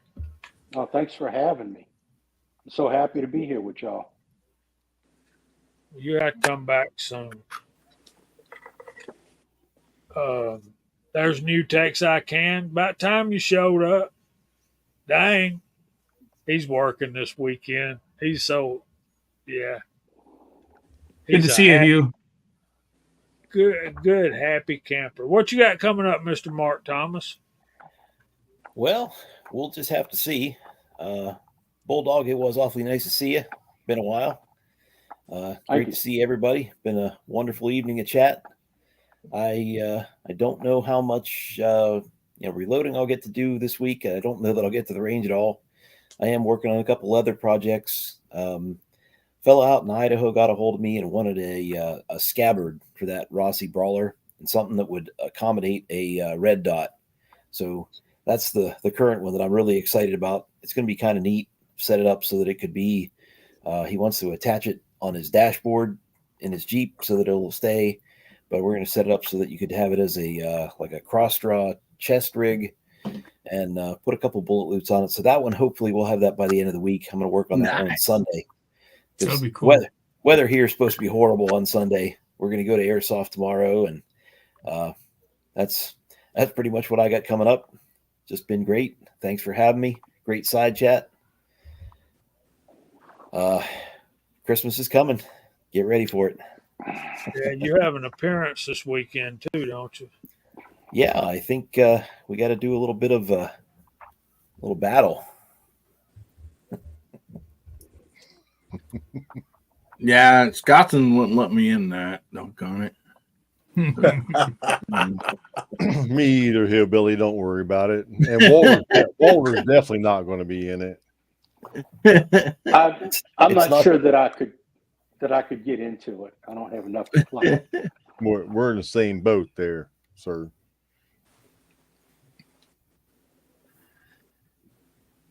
You know what, though? I want to say this. Even though having something this short trimmed down, when you shave it off, you really notice it. I mean, it's like, woo, what happened? I can't imagine Who are having those you? fluff balls on the front of me. I don't understand. Hold on. What? Shave it Yes. off. What is that? I don't understand. It's not in your vocabulary. Don't worry about it. It's foreign I language. I haven't heard that before. That's that foreign language Yankanese. Oh, Yeah. Well, Gene, since you butted in, go ahead and tell us what you got Oh. coming up. I'm sorry. Let's see. I got a couple really cool videos coming up on something that was really cool that I got to borrow and play with. Just thanks for having me on. Sorry I butted in. I had to comment, you know. You didn't really. I was just picking on. Well, I am, and I'm me, and that's all I can do about it. I am what I am, and that's all that I am. Hey, thanks for having me on tonight. Had a good time. Got to learn a little bit more about the 8mm Mauser, which is really interesting. The more I do this, what's Hot Pot got, the more I learn about different cartridges I have no clue about. And just information, man. Just keep feeding me. Like I said when I first started coming on here, always ready for some good schooling. Hey, man, that was fun. I actually knew something about what you were talking about this week. I feel special. This is special. That's why they let me ride the short bus to church every Sunday. They didn't have room for me. Yeah. All right, Chris, what you got coming up, my brother? Well, first off, thanks for the invite. And it was awesome getting to hang out with Bulldog tonight, Mr. Brother. And it's just been a great day, man. Got to hang out with you guys tonight. Got to hang out with Gene today and Jesse B. It's been a fun day. So as far as what I got coming up, there's a lot of videos coming up, like always. So thanks, Jamie. I appreciate you, brother. Hey, man, glad you were here. Appreciate you. And I like that Sally video, but that thing's steep, so we'll see. Mr. Walter, what you got coming up? Well, I'm going to try to continue to get my knee healed up. I go see the orthopedic dude on Monday and hoping he's going to give me a better brace so that I can at least walk, one of the hinge ones instead of this mummy that my leg is in right now, which will mean that I can get to the range and do some shooting. But beyond that, I've got some reloading to do thanks to this fellow right over here who got me set up with a bunch of components. And so I'm going to start stepping through that stuff that he sent me. In fact, I worked on some today, and I'm not sure how I'm going to put that in video yet. I may do it in shorts, with this piece and that step and that step and that step, so I don't get in trouble with useless tube. And I've got 2 more weeks worth of Moldy Monday with all the casting, shooting, and stuff done that's in the bank. So I'm going to be keep putting those out until I run out of material. I'm way far away from running out of molds. I keep buying them. But anyway, so we'll have a Moldy Monday coming up on Monday, and the one after that, I've got one all ready to go, and then I think by then I'll be ready to go out and start shooting again and doing some shooting videos. So that's me. I'm happy to be here as always. I look forward to Friday nights, and it's a good place to be on Friday night. This is a great community, a great fraternity and brotherhood that we've got going, and we've got to add the sisters now too. We've got several of them that are part of the family. So I appreciate each and every one of you over in the side chat. That's a big deal for me. Trust me. So that's me. What do we got going on upstairs here? Good to hear. And we just picked up one, 58. So it's still a bunch of us out there, a bunch of you guys out there, and absolutely, we really appreciate it. We're here for you guys and because of you guys. So a lot of really good input on this chat, and it was really good. As always, great to see all you guys. Great to see Chuck. We don't get to see him much anymore, and I'm glad to see him looking so good and svelte. Thank you. Staying out of trouble. I got probably a few videos coming out. Can't say exactly what. I don't have anything in the queue, I think there's one coming out tomorrow, but you'll have to wait to see what that one's going to be. I do some deer hunting tomorrow. I do have another mold coming. Mihek there has got some. He's a sneaky devil. He keeps sending me reviews. Want to do a review on your mold? I do a review on the mold, and he sends me 10%. So I go over there and I find molds that are on sale, and I add my 10%, and holy goodness, that's cheap enough. And he ships stuff, and it's like 3 or 4 days, you've got it on your doorstep from the other side of the world. It's just amazing. It's just amazing, and we're not exaggerating in the least. Walter just experienced it. I ordered one, I don't know, a month or so ago on a Friday, and it was on my doorstep on Monday over a weekend. So Yeah. crazy. And they're nice stuff. So got that coming. We'll see what I see tomorrow. I've been seeing bobcats on this property a lot and able to video them, so maybe I'll get some neat footage tomorrow. We'll see. Maybe I'll have a big monster rack buck to show you, but something. Hillbillies, what do you got coming up? Oh, buddy. First of all, I want to say thank you all for having me. I always appreciate it. Friday nights are a blast. I love being here with y'all.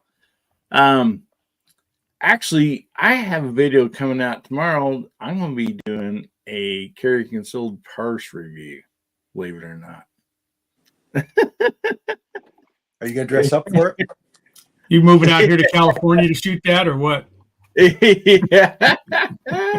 With or without needles? Anyway, got videos coming out just constantly. Saturday nights, we got Guns, Beer, and Therapy, 9 o'clock Central, 10 o'clock Eastern. And we'll be having, on the 23rd of this month, Saturday night, we'll be having a Christmas giveaway. So some people's already donated some stuff. And plus, what I'm giving away. So it's going to be a lot of fun. We're going to have a great giveaway. And on that same night, an hour before mine, which is 8 o'clock Central, 9 o'clock Eastern, Brooke Cheney has her show, and I'm going to be on her show that night, right before we do the Christmas giveaway. So big weekend for me on the 23rd. So if you guys want to jump over and visit us, we sure be happy to have you. We just try to have a good time. That'll be good. Good to see. Jamie, what you got coming up, buddy? Nothing, man. I'm gonna clear the deck, and man, I've got so many ideas but my life is sideways right now. I'll tell y'all about it. My daughter and Rigby moved back in, and wife's been feeling bad lately, so we just I just get home from work and start my second job here at the house, taking care of all the girls. And that's fine. I'm blessed to have them in my life to be able to do.